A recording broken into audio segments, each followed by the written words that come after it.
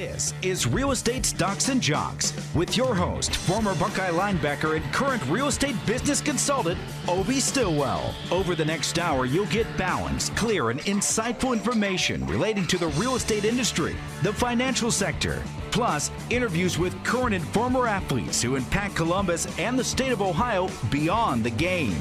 Real Estate Stocks and Jocks is sponsored by Hondros College. And now, here's your host, Obie Stillwell. Hello, and thank you so much for listening in to another segment of Real Estate Stocks and Jocks. My name is Obie Stillwell, and I am a real estate consultant with Buckeye National Realty team of Douglas and Associates Realty. I am taking my test to become a broker. All right, beware. Just joking. But I am taking my test to become a broker. So I am coming after some of you agents that are out there that may not be in your ideal situation, or you may be in a situation that you maybe may not be able to, you don't think, hey, this can get any better. But there may be some things that Buckeye National Realty team can introduce you to. And I think I'm excited. Let me just say that. I'm excited. So the goal, I should have pass my exam and everything by September 15th. That's the date that I have in my head, September 15th. So yes, Alan crossing his fingers for me. Thank you so much, because I need everything that I can get through this test. But so I'm excited about that. But check us out, Buckeye National Realty team. Look us up on Facebook and Instagram. We are really excited about some new things that we're gonna bring to the industry. Let me tell you a little bit about our vision. We believe in our present selves. We commit our lives to improving the lives of others through real estate solutions. We're committed to completing the task ahead with integrity each and every day. Our mission, we are a group of motivated, certified, and licensed real estate agents who share a passion in meeting the needs of those seeking a real estate solution. Whether it is buying, investing, or selling, we have developed a sophisticated solution to meet your real estate needs.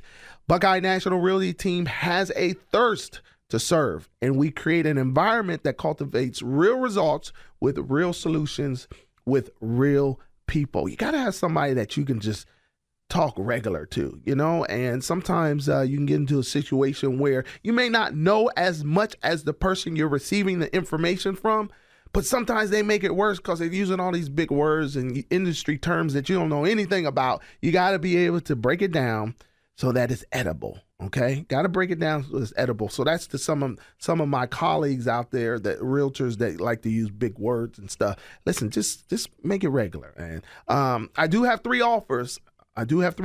We at Buckeye National are looking for self-starters to join our team. So if you have the work ethic, but you don't have any leads or anything like that, maybe you just need a little boost every now and then. Through a lead source, give us a call, 614-822-6990. If you are thinking about getting your real estate license and you're simply not sure where to start, I just sat down with someone this week, went out to lunch at a little commercial for Cap City in Gahanna, Ohio, because I love their salmon with their Caesar salad with salmon. It's the best. Okay, side note. But anyhow, if you want to just sit down and chat it up, maybe grab a coffee or something like that, give me a call, 614-822-6990. Also, number 3, last but not least, if you are looking to buy or sell, okay, I invite you to give me a call, 614-822-6990. If you're not sure that if you can obtain a loan, maybe you're going through bankruptcy, maybe you've just been renting for years and you're like, you know what, Obie, I'll be honest with you, this process scares the fiddles out of me. Okay, well, guess what? We can help you through that. And give me a call, 614-822-6990. I don't know what fiddles are. Okay, so that's just something I threw in there. I had those for lunch. You did? Yeah, they're not really that good. Okay, so. All right, got it. The fiddles. Okay. Thanks, Alan. I challenge you to give up what you may be used to to experience something that you never thought you could have. Again, 614-822-6990. Now, let me just explain a little bit. I said Buckeye National Realty team of Douglas and Associates Realty. Okay, so we are Buckeye National Realty team, but our broker, okay, is Douglas and Associates Realty. When I get my broker's license, I will be able to legally be Buckeye National Realty team, period. Okay, and we'll drop off the Douglas and Associates. Now, and I know it sounds kind of mean or what have you, but, I've talked to Stefan Douglas, and he's been extremely supportive of me getting my broker's test. He told me just the other day, he's like, keep going. Don't stop. Don't stop. Keep going and get this test. Because I had to take it more than once. I'll tell you that now. I did. Many people got to do stuff more than once. But he's like, don't stop, Obie. You're going to get it. You're going to break through. So he's someone who's been very, very encouraging in aspects of my growth, because I told him that from the beginning. Like, I want to own my own real estate agency. And he said, listen, I can help you with that. And I will encourage you with that. And he has been a man of his word. So when I get my broker's license, that doesn't mean I just automatically gonna just say, hey, I'm done with Douglas and Associates. I may stick with them for a while. I don't know. So it's depending on what opportunities come. But all I'm saying is that when it's wonderful to link up with someone who will get behind your dreams and your goals and your ambitions. And Stefan Douglas is someone that has been consistent, and everything that he said he's going to do, he's done. Okay, so I appreciate him for that. Also, real quick on listings, we do have 2394 Nest Court, spectacular home, almost 6,000 square feet. 2-story home in Woodland Glen, neighborhood of Powell. So it's sitting on an acre of land, a prestige corner lot. So you gotta check this one out. Give me a call, 614-822-6990. Spacious first floor master, has the central vacuum system, wonderful outdoor kitchen and entertainment, including landscape and hardscape, almost 2,000 square feet of livable space in the lower level, including a state-of-the-art theater room with seating for 9, including the Elan sound system throughout the home. Don't miss out. I want to give you a couple little nuggets real quick. Ohio agents were asked why their transactions are not closing. Okay, and I went to a little event at the Hondros College, and just awesome information. So I want to share a little bit of that with you. Ohio agents were asked why their transactions are not closing. Guess what number one was? Inspection issues. Okay, not real surprising. There's some flaws or what have you in a home, and the buyer says, you know what, we're gonna pass. Okay, so that's number one, inspection issues. Number two was financing issues. It's so important. I know sometimes you look at your real estate agent and you're like, you're such a micromanager. You're a control freak. You want to control everything. Listen, sometimes you got to just understand that sometimes you work with who you work with because they have a level of consistency.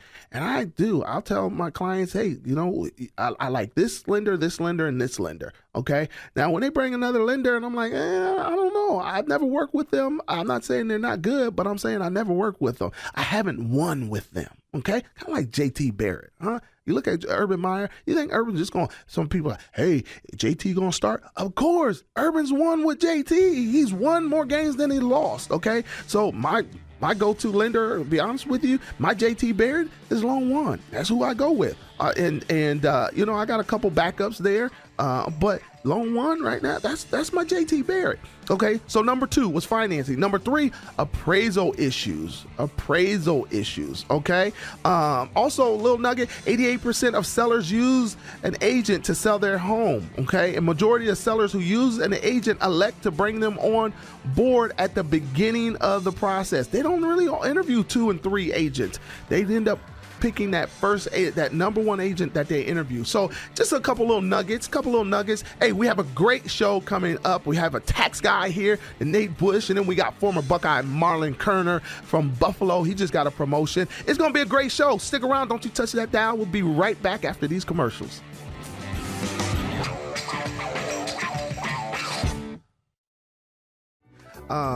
Hey, welcome back here for the second quarter Real Estate Stocks and Jocks. I have a good friend here, Nate Busch with Busch Tax Services.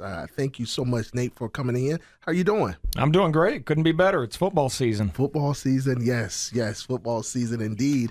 But before we indulge too far into the football season, we got to make sure our taxes are good, right? That's we gotta right. Make sure everything's ready and prepared, and things just keep coming and keep coming. Let's talk a little bit first before we get into what you do from a tax standpoint. It's Busch Tax Services, correct? Yes. Okay. Tell me just a little bit about your background. I know you're an Ohio guy, right? Tell me a little bit about your education. Yeah, I graduated from Ohio State in 2007, Fisher College of Business with an accounting degree. And Good stuff. Summa cum laude? yes. Really? Yeah. 3.9 GPA. Oh, Nate. I didn't know that, man. You brought it up. I didn't know the company that I was in just now, right? Wow. Okay. 3 point what? 3.9. Oh, what happened to the point, huh? I got a little lazy in the end, so. I think you're allowed to, man. 3.9. Wow, that's good yeah. stuff, man. So what got you interested in doing this tax accounting? What is that a family thing? Did someone in your family did that, or what kind of sparked you to get into that? And then we'll get into all the stuff that people need to do to make sure the taxes are right. Nobody else wanted to. I mean, I'm going to college, and tax was the redheaded stepchild. Everybody wanted to stay away from it. Right.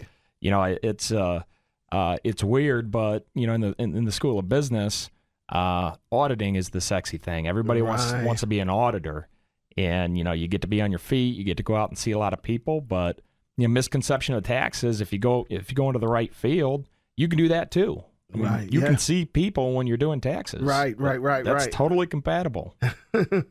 So you chose. There is a poem that I'm reminded of when you say what you said, because Robert Frost has a poem called "The Road Less Traveled." Two roads diverged in a yellow wood. Sorry, I could not travel both, but be one traveler. Long I stood and stared down one as far as I could to where it bit in the undergrowth. So he's talking about a road that is less traveled, and he took the road that was less traveled, and he was a better person because he did. So you're saying it was somewhat the redheaded stepchild. It was the road. I know that was kind of impressive. Okay, so we need to add some type of applause to that, Alan, where I can get that, because I just dropped some poetic flavor on you guys that I know you did not expect Obie to know. But that's Robert Frost. Go ahead and look it up. But anyhow, Nate, you took the road less traveled, man, and I'm assuming it made the difference. But the tax, why are people so intimidated? Why are they intimidated with taxes? Because the many laws, or it changes, or what is it? Well, not only are taxes the road less traveled, it's a road you got to go down in a monster truck. It is a road with twists and turns, and you need some juice behind you if you're going down that road. Right. And it's a field that a lot of people don't associate with passion and enthusiasm. There's a lot of strategy behind it. Right. But if you can marry those three concepts and you can really get after it, people see that. Right. People want somebody that's going to take a topic that they detest or they might be intimidated from. Right. And they want to work with somebody that's going to embrace it, get your arms around it, and drive through it. Right. Yeah. So let me ask you this: what distinguishes one tax company against the other? What makes you different than another tax agency? A lot of tax agencies, they look at the start of the engagement in February or March, or a few months from the deadline. Right. We look at it a little different. Right now, for a lot of our clients here in August, the engagement has started. We're entering in the fourth quarter of the year. Yeah. All right. And, it's about getting the folks education and an understanding of what they can do in the little time that's left in the year, to have control over what's going to happen in April. What are some of the things that you're asking? Again, we're here with Nate Busch with Busch Tax Company, and I feel like I'm saying it different every time. You're good. Nate, okay, all right. And Nate, what are some of the things that you request maybe on that initial visit, that initial consultation, and tell me a little bit about what that looks like. For example, obviously, those who have listened to Real Estate Stocks and Jocks know that I'm a realtor. I think probably realtors are probably the most, I don't know, sometimes I won't say the most, but I'll say many realtors are very unaware that they are running their own business. And they don't do their own tax. They don't do their taxes. They don't understand that, okay, I need to do my taxes. I need to take account for my lunches, my gas, my everything else. So I know that's something that some of the realtors that are listening today understand the importance of that. And if they don't, maybe this is maybe a wake-up call to start paying attention to that. But what are some of the things, let's just take it from a real estate standpoint, what are some of the things you would say, hey, on initial consultation, this is what I would require a potential client to bring? Yeah, usually it's a feel for the numbers, their financials, bringing the records together. And that tells us an awful lot about the client. And it tells us how we need to tailor ourselves and our services to the client's need. And, that very first meeting, getting an idea of what the year looks like, that's huge for us. It gives us our baseline, gives us something to work off of. The second part of that are their goals. Just way too often, accountants get caught up in the present. They get caught up in what's happened. Right. They don't bother to ask the client, what would you like to happen? In an ideal world, under circumstances that you can control, how do you want to see this pan out? Right. And let's help you get there. Right. We can at least make that road I talked about a little less bumpy. Yeah. Yeah. And taxes are just one component of that. Yeah. And helping us smooth things out a bit, that's huge. What are some of the things that you see that people, the typical individual that comes in and they're struggling a little bit in their taxes or what have you, and their understanding or what have you, what are some of the things that a common mistake that people are making as it pertains to their taxes? The biggest mistake that I see with, we'll say realtors, we'll use that example. Okay. The biggest mistake I see is a lot of them forget they're self-employed. They may have came from a corporate grind or an environment where they're used to everything being done for them. Yeah. The paycheck is cut. The taxes are withheld. They're paid. It's very easy when the novelty of going out on your own has worn off and, you're going through your day-to-day grind. We are also revenue-based. We're so focused on generating the revenue, the sale, that we forget that that's not where the process stops. Right. Once you generate the revenue, you got to be looking at your expenses. Yeah. You got to make sure your expenses are documented. You have proper substantiation so that, again, if push comes to shove, you're ever audited, you have the organization and detail necessary to back that up. Yeah. And that's just the start. If you want to go beyond that and take it to the next level, planning. We can't plan unless we know where our money's going. So many of us are so great at making the sale, but again, part of that money goes towards paying costs and things necessary to keep the sales going. We got to know where that money's going. We got to know what we can do to help salvage that. And in some cases, taxes can be our biggest expense. Again, we're here with Nate Busch of Busch Tax Company. Nate, tell me, give our listeners a nugget. Give us a one good little tax secret nugget that they may be like, I've never heard of that before. I'll tell you what, a lot of folks, they get really focused on trying to drum up expenses, trying to find ways to lower their income. Mm-hmm. And a lot of cases, if you become so successful where your revenue keeps growing and growing and growing, the attention sometimes could change. A good example of this is stop focusing on ways to lower your income. Think of ways to take that income and put it into investments that are tax savvy. Rental properties, for example. Yeah. You're a real estate agent. You probably have better information to buy a rental property than the average person. Right. Use some of your after-tax money, scoop up some rental properties, and you can generate some cash flow, which in a lot of cases is taxed a lot less aggressively than your realtor income. Sometimes what you do with the money that's already been taxed is a much more savvy way of saving on taxes than trying to scrounge up every little receipt you can. Right. Right. Oh, that's good. That's good. I wanted to ask you too. You're in Gahanna. We got about a minute left, but you're in Gahanna. Why Gahanna? Well, in our previous meeting together, we touched on this a little bit, and it still rings true 3 months later. I love Gahanna because you see everything. You get to experience everything. You get to learn so much about your day-to-day life. Yeah. And for me, I wouldn't have it any other way. Being around people that look the same, think the same, that's boring. Right. I want to be around something new every day, and every day is a surprise to me in Gahanna, Ohio. Absolutely. And some of our listeners that may be interested in using some of your tax services, and again, I call him a friend. He is someone that I use for my taxes. He is not always happy when I bring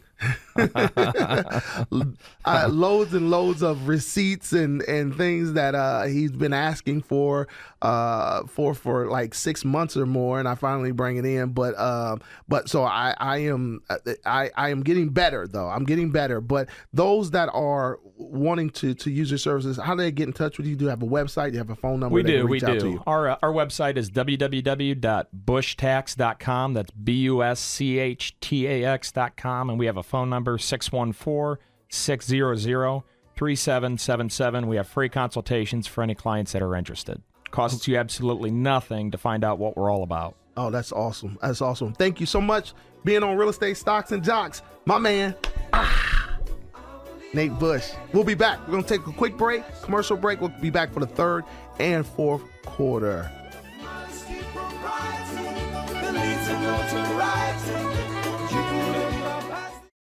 Hello, and thank you for listening into Real Estate Stocks and Jocks. Again, my name is Obie Stillwell. Give me a call with any of your real estate questions, 614-822-6990. That's 614-822-6990. And I do have, for our jock portion of Real Estate Stocks and Jocks, I have former Buckeye Marlon Kerner on the line, former Buckeye and NFL player Marlon Kerner. How you doing, Marlon? I'm doing good, Obie. How are you? Good to have you on the phone, man.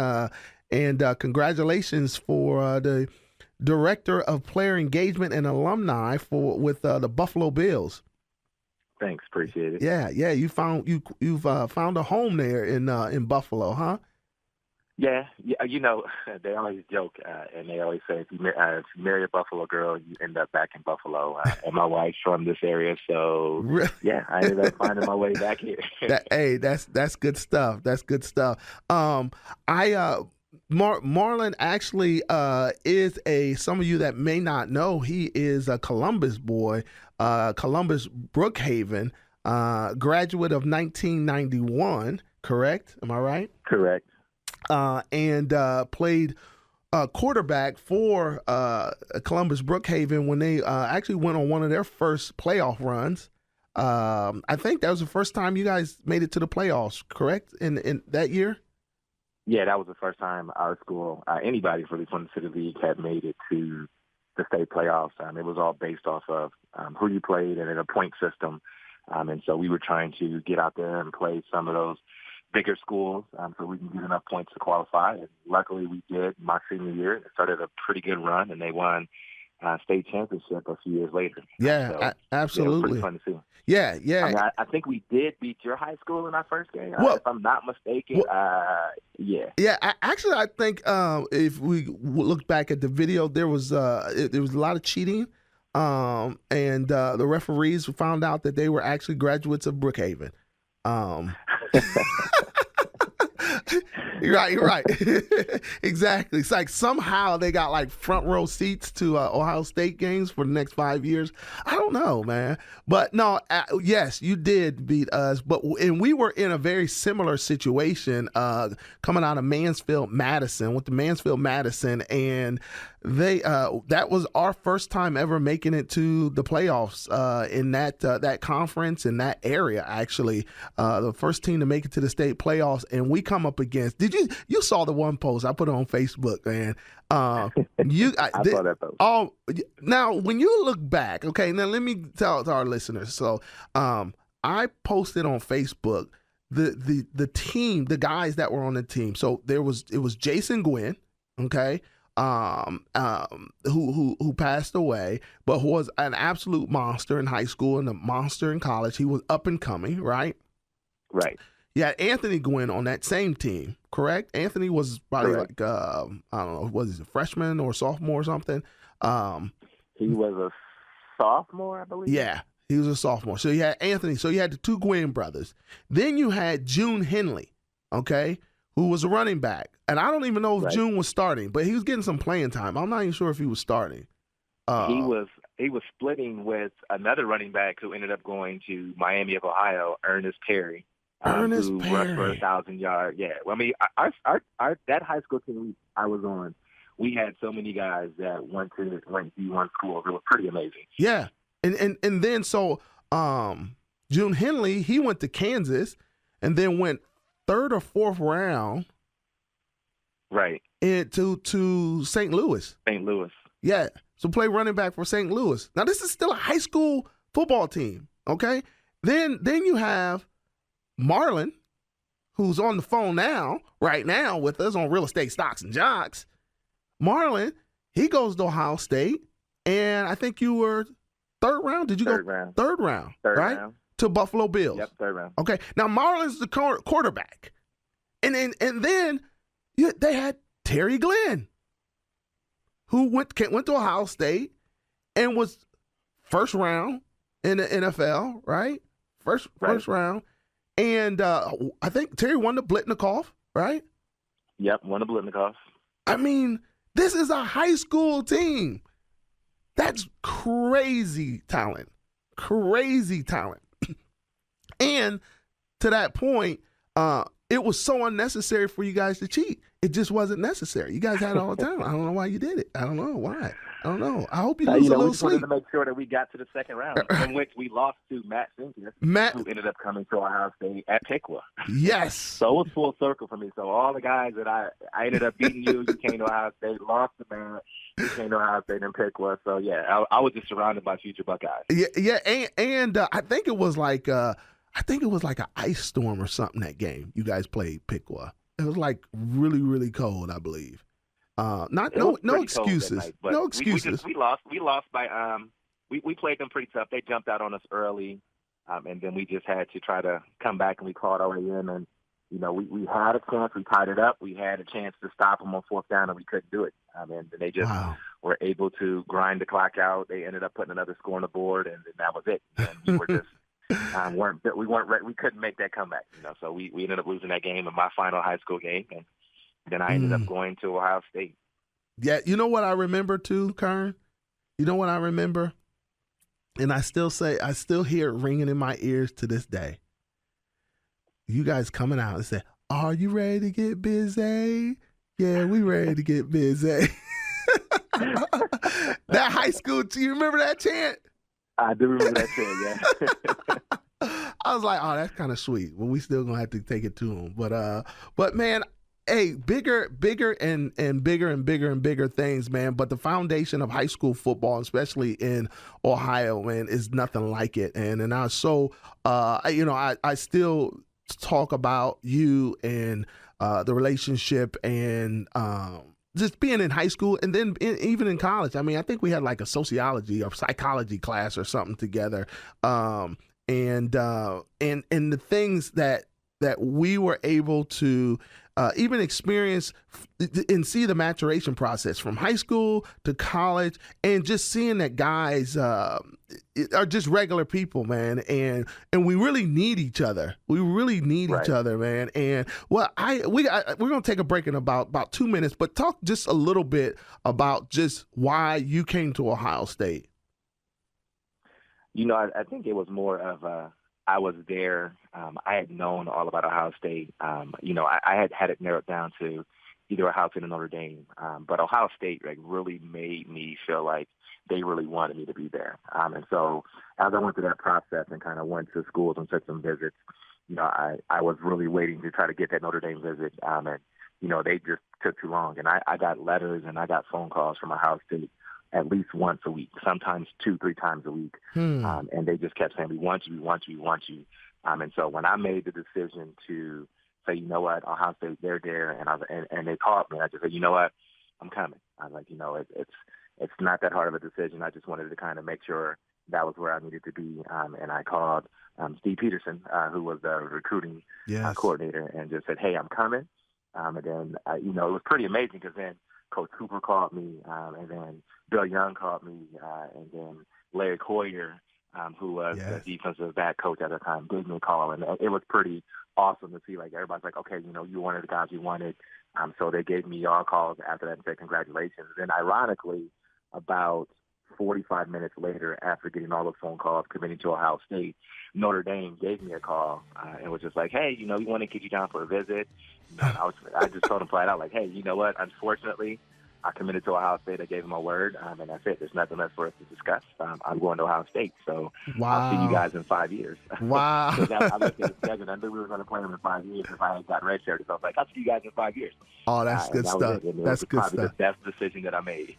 That's awesome. That's awesome. You know what, Marlon, we're going to talk a little bit about that decision that you made at Ohio State and some of the brothers that you played with, and then the next move to the NFL when we get back. But you're listening to Real Estate Stocks and Jocks. Again, my name is Obie Stillwell. Give me a call with any of your real estate questions, 614-822-6990. We're going to take a quick commercial break, and we'll be right back with the fourth quarter.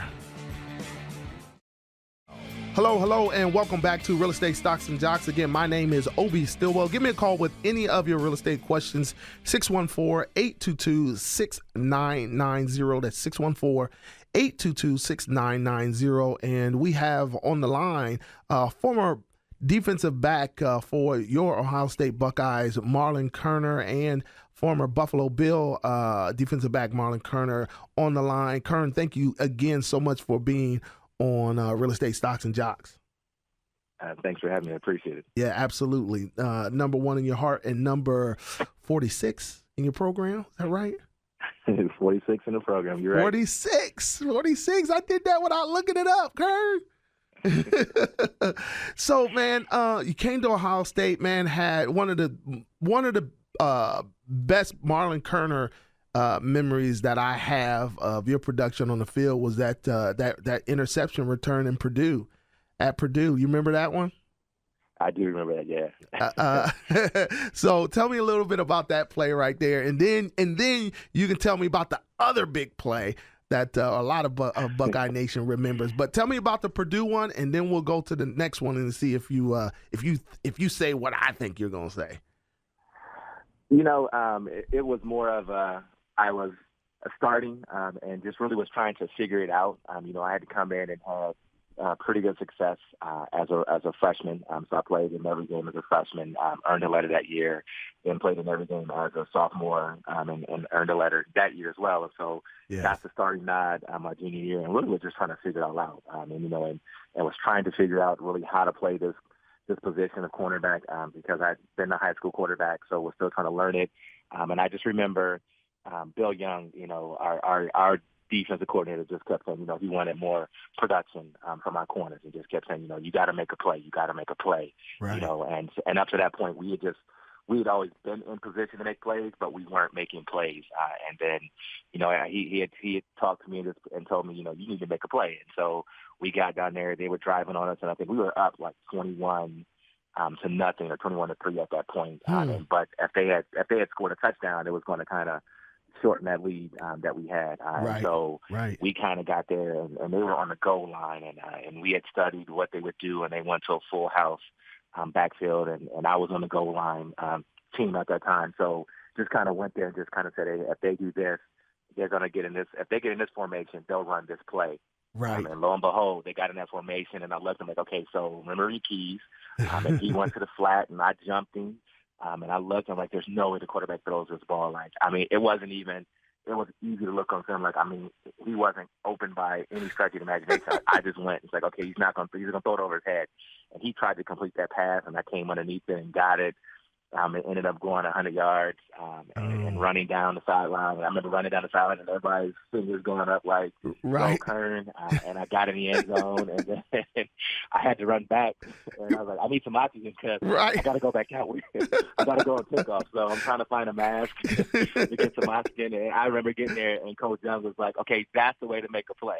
That's so, what I'm talking about. and I was like, okay, I remember that. I was like, and I didn't understand that as a young guy coming up, but I understand now exactly what he meant. Like, make a play. Like, you need to make a play for your team when you get put in that position. Yes. Okay, now that was Purdue. Now the next one, most of Buckeye Nation. Most of them, I remember the Wisconsin. There we go. I mean, I think everybody always says, hey, the Wisconsin field goal Yes. That you had, and that was a hard-fought game between those guys and us.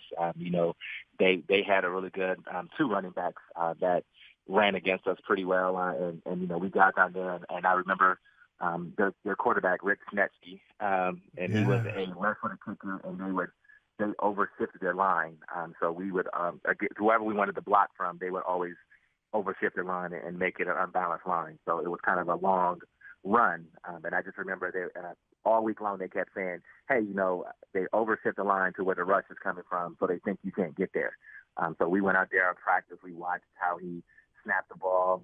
And so I got a really good jump off the ball and came up the corner and laid out and then got the ball and blocked the field goal. And we ended up tying 14-14. And I just remember when we called the timeout, everybody's like, listen, we block these in practice all the time. Like, you practice this a lot. You got to go block this. Like, we still have a chance to get to the Rose Bowl. And then obviously we didn't play that well the following week against that team up north. Right. So we didn't get to go to the Rose Bowl, and Wisconsin did because we tied and had the same identical record. Yes. But, at least for one more week, we gave ourselves a chance to kind of go and make plays and absolutely and control our own destiny.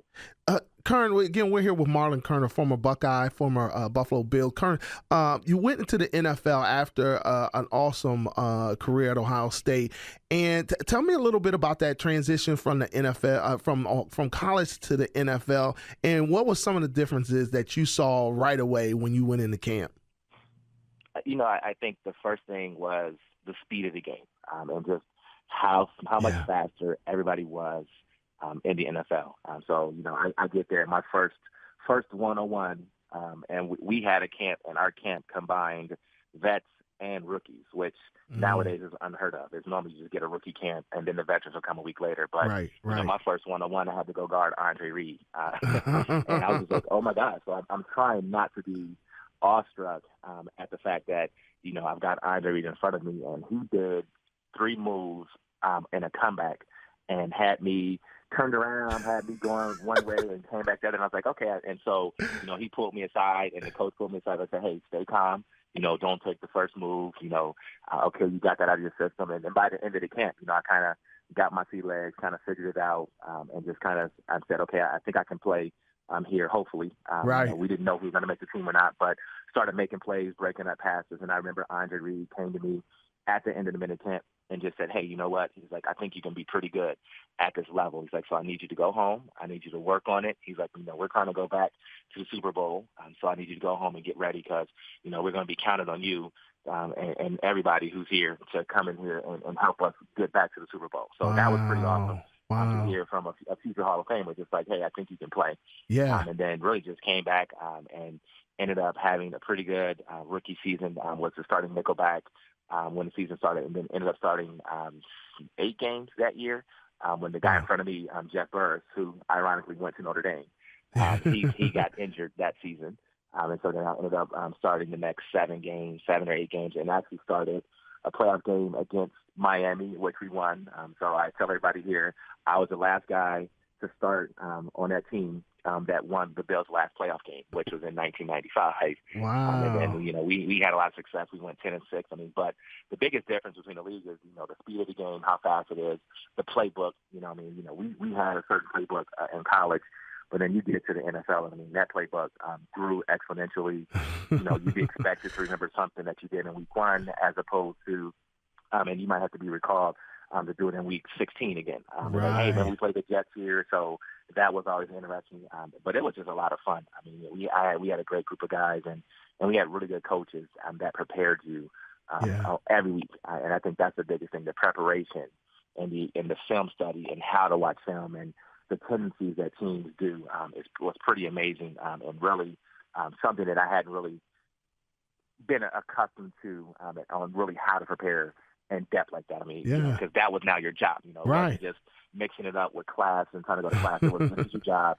This is how much time you're expected to spend watching film. And when you think you spend enough time watching film, now go watch some more. Right. Now, and you know what? And that makes the difference too with you being there now with the Buffalo Bills. And again, we're on the line here with former Buckeye, former NFL player Marlon Kerner. Marlon, Buffalo brought you back as a director of player engagement and alumni. Tell me, we got about two and a half minutes left in the show, but tell me a little bit about what that call was like, and what led up to you even desiring to have that position. Honestly, when I got done playing football, I ended up tearing my ACL twice while playing with the Bills. And said I'm done. I don't want to be in football, so I wanted to get out of football, and kind of just went into the regular world. Got started in banking, did a few things, and was working. Last, I had an HR position with Target. Really just enjoyed that, getting to meet people, and everybody wanted to come talk football. And then the Bills brought me back in 2015 to be just a director of alumni. So I was just supposed to come, touch base, rekindle those relationships with the guys who had played for the organization and kind of went away. And then 2 years later, Sean McDermott came in, and he had a vision for what he wanted the player engagement position to look like. And he wanted somebody who had played the game before, somebody who could relate to what the guys are going to be going through, and then somebody who actually had transitioned away from the game. Because the reality is we can't play football forever, and you're going to have to find another career and something else. So really just trying to mentor those guys and get those guys to understand that, yes, I want you to focus on football, but you also need to make sure you have a game plan for when you get done playing football and transition out, because so many of us, struggle when we get out of it because you miss the camaraderie of being around your guys. I mean, everything is structured. It's laid out for you. So, it's good for guys. And then when you don't have that structure, guys kind of struggle. Sometimes they don't know what to do. They don't know how to handle it. And so just really trying to make sure we get them the financial literacy they need, get them, if they haven't graduated, we try to get them back and get them to understand that the league helps reimburse you while you're playing. So finish your degree. And then we really just trying to help them find what they're going to be passionate about, because we all can get up and come to work every morning because we love this. Right. Now, what are you going to get up and go do when you get done? What's going to make you passionate when you're done playing football? So helping guys do that. So it's been a fun transition and a fun journey so far, and I'm looking forward to all the things that we're going to try to do for these guys for years to come. Yeah, no, that's awesome. That's awesome. Well, you know what? We have about 30 seconds left, man, and we're in our final countdown. Give me something real quick, man, that you think that parents should be paying attention to as their kids develop through sports. I think the main thing really is just really focus on the grades. That's the most important thing. Football, everybody wants their kids to go to that professional level, but football is the only sport where you have to go to college to get to the professional level. So you can't have a great athlete and have them not be a great student. They need to really focus on the class and hit those books, and then everything else will take care of itself. Number 1 in your heart, number 46 in your program forever, man, Marlon Kerner, my brother. Thank you so much, man, for being on Real Estate Stocks and Jogs. Man, thanks for having me. I appreciate it. Yeah, absolutely. Hey, thanks again for listening in with me for this afternoon, sharing the afternoon with me. I appreciate it. I will see y'all all next week. Take care.